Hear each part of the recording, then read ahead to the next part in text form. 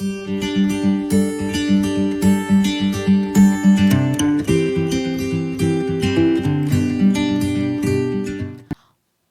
dia! A paz do Senhor! Sejam bem-vindos em mais um Devocionais com Deus. Nós estamos nesses 30 dias estudando sobre viver como Ele viveu, viver como Cristo viveu. O texto da nossa divisa, o nosso tema, né? É: quem afirma que permanece nele deve viver como Ele viveu. Ele se encontra em 1 João 2:6. Vamos orar?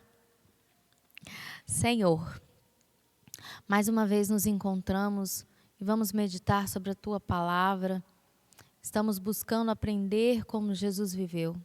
Nos capacita, Senhor, para que nós possamos aprender, para que a Tua palavra more no nosso coração e a gente exercite todos os dias da nossa vida o amor e a dedicação que Jesus teve por nós, que o levou a se entregar na cruz e fazer o melhor para todo o mundo.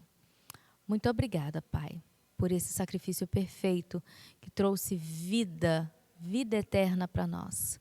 Fala ao nosso coração. Em nome de Jesus, amém. Vamos lá, gente? Então, nesses últimos dias nós estamos aprendendo sobre os novos conceitos do amor em Cristo, que está dentro do tema, né? Amar o próximo, a importância de amar o próximo. E nós temos visto quem são esses próximos, né? Hoje a gente vai tratar do próximo, quando o próximo é o nosso filho, quando são os nossos filhos. E o versículo para a gente meditar em relação a amar o próximo, quando o próximo é o filho, é esse aqui que eu vou ler agora. Quem se nega a disciplinar e repreender seu filho, não o ama. Quem o ama, de fato, não hesita em corrigi-lo. Ele está em Provérbios, capítulo 13, versículo 24. Gente, se eu perguntar para vocês e para qualquer outra pessoa o que é a definição de amar um filho, como que a gente demonstra amar um filho, provavelmente a resposta das pessoas vai ser baseada no que elas esperavam ter recebido ou no que elas gostariam de ter recebido. Isso indica que a gente pauta as nossas decisões e a nossa demonstração baseado nas expectativas que a gente tem. As nossas escolhas e o que a gente espera receber de alguém é também o que a gente achava que a gente merecia, que a gente queria, que era importante. Então, a gente passa para o filho e a gente quer dar para o filho aquilo que a gente olha e fala, não, isso aqui foi muito importante para mim, ou eu queria ter recebido isso daqui e eu não recebi, então eu vou passar para o meu filho. Mas também é interessante a gente observar que nós somos falhos. A gente pode até se esforçar para fazer o melhor para as outras pessoas. A gente pode se esforçar para tentar nos dedicar pelos outros. Mas a verdade é que em diversos momentos nós vamos frustrar quem está ao nosso lado. As expectativas não vão ser cumpridas. Então, para tentar zerar esse ponto de parâmetro que a gente precisa criar para o nosso comportamento, para as nossas decisões, nós precisamos escolher Jesus como nosso parâmetro. Ele é o ponto de referência. É para ele que a gente olha toda vez que a gente precisa tomar decisão na nossa vida, ou que a gente precisa escolher ter determinado comportamento, ou até mesmo fazer escolhas. Jesus é o nosso ponto de referência. E é exatamente por isso que nós estamos estudando 30 dias vivendo como ele viveu, né? Porque a vida dele foi uma vida de exemplo, de prova e de perseverança em agradar a Deus. Então, é nele que a gente precisa colocar como ponto de referência, certo? E ele deixou para a gente que a gente precisa amar o próximo. Juntando amar o próximo com amar o filho, e esse provérbio que diz que a gente precisa disciplinar e repreender o nosso filho, nós temos um leque de opções, de caminhos a tomar com os nossos filhos. Às vezes, parece que quando a gente fala que eu vou ter que chamar atenção, eu vou ter que corrigir, parece que é algo ruim, pesado, não é? Mas não é. Porque a gente só se importa com quem a gente ama. Se você vê que aquela pessoa está fazendo uma escolha ruim e que aquilo vai trazer consequências ruins para a vida dela, e você ama aquela pessoa, imediatamente você vai querer zelar pela vida dela. E esse é o repreender. Esse é o disciplinar que a palavra diz. É você zelar, é você amar tanto aquela pessoa que você não consegue ver ela perseguindo um caminho errado e não falar nada. Você precisa falar, porque a vida dela é importante para você. E quando a gente se nega a corrigir os nossos filhos, a gente está se negando a amá-los, a demonstrar amor. E é interessante observar que os filhos normalmente não enxergam assim, né? A maioria acha que é só uma implicância. Minha mãe e meu pai estão implicando comigo. Mas isso não deve ser motivo, não deve ser barreira para que a gente pare de disciplinar os nossos filhos. Ou para que a gente se canse e não queira mais. E eu nem estou dizendo que isso é fácil. Não é. De longe é a coisa mais difícil que eu já fiz na minha vida. Disciplinar um ser humano é muito difícil. Quando a gente fala de criança, nós estamos falando de crianças que parecem um papel em branco. Tudo da vida deles está sendo formado, escrito, a base para a vida deles está sendo formada, escrita ali na infância. E aquilo ali que você começar a escrever naquele papel em branco vai decidir, vai ser a base para o que ele vai viver no futuro. O que a gente fala agora é necessário para as escolhas que ele vai fazer lá no futuro. Então, se a gente deixa passar alguma coisa agora, lá na frente vai fazer falta.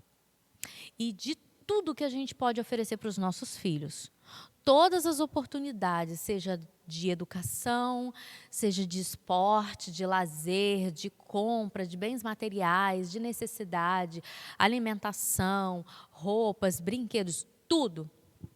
Ele pode ter tudo isso. Eu posso oferecer tudo isso para os meus filhos. O melhor tênis, a melhor roupa, o melhor clube de futebol que ele queira treinar, porque é o sonho dele, o melhor computador, o melhor jogo, que eu possa dedicar meu tempo, minha vida para ele e passar tudo, que quando ele me chamar eu responda e esteja ali para as expectativas dele. Se de tudo isso que eu oferecer para o meu filho, eu negar a ele o conhecimento e o estudo da palavra de Deus, eu estou tirando o que ele mais precisa. Porque a nossa vida aqui na Terra é trabalhar na extensão que a gente vai ter lá no céu. Se a gente não cuida da nossa vida na Terra, na presença do Senhor, não tem como ter vida eterna no céu.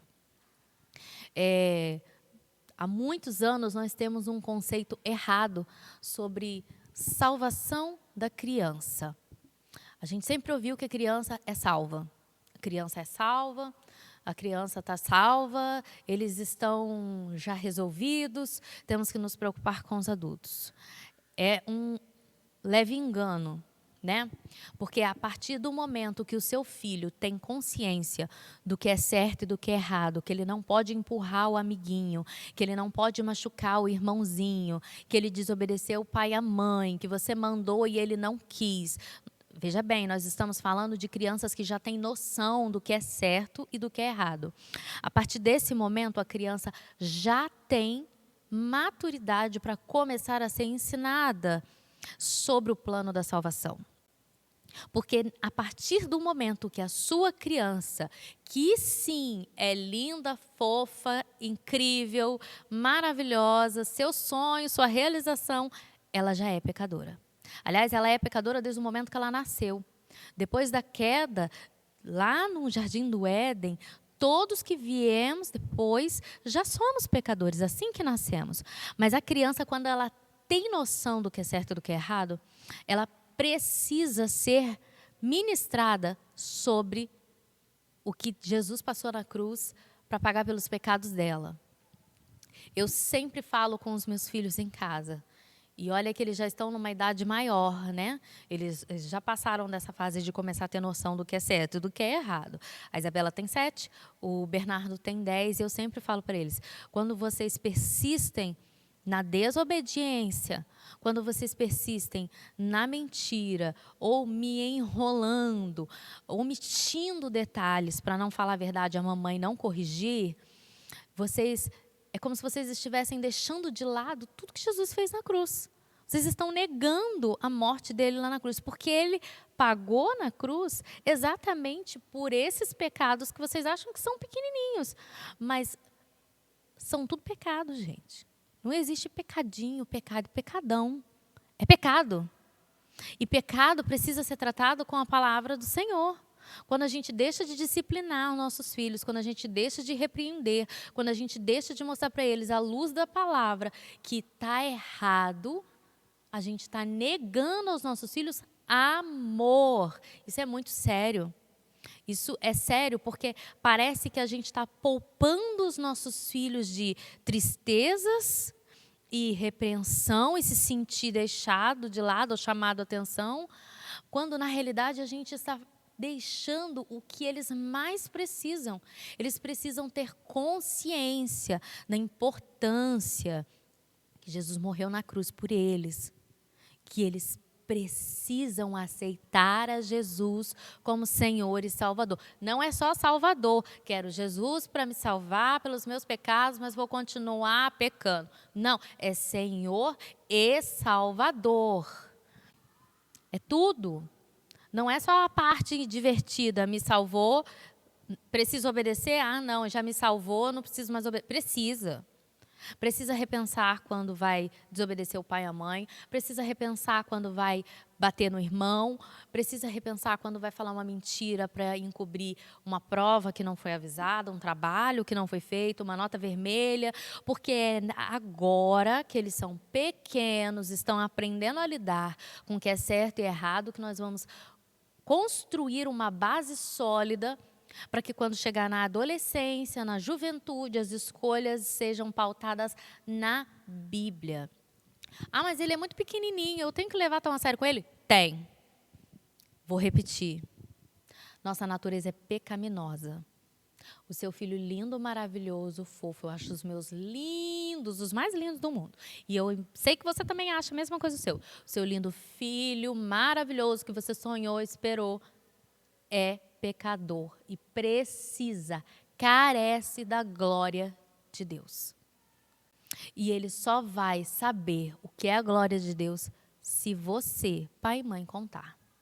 E se você, pai e mãe, sabe que ele precisa disso e você se nega a ensinar, você está em desobediência à palavra do Senhor. Isso é sério, né? Muito sério. Porque às vezes a gente começa a jogar com a barriga, né? Vai empurrando com a barriga, vai deixando para frente, não vai ligando muito. Ah, não, depois eu falo, depois eu falo. Não, não é depois, é diariamente. E não estou dizendo que eu sou perfeita e eu consigo fazer isso regradinho, não. Tem vezes que quando eu estou tão cansado que eu falo, passou, ai, eu não fiz, faltou, eu devia ter feito.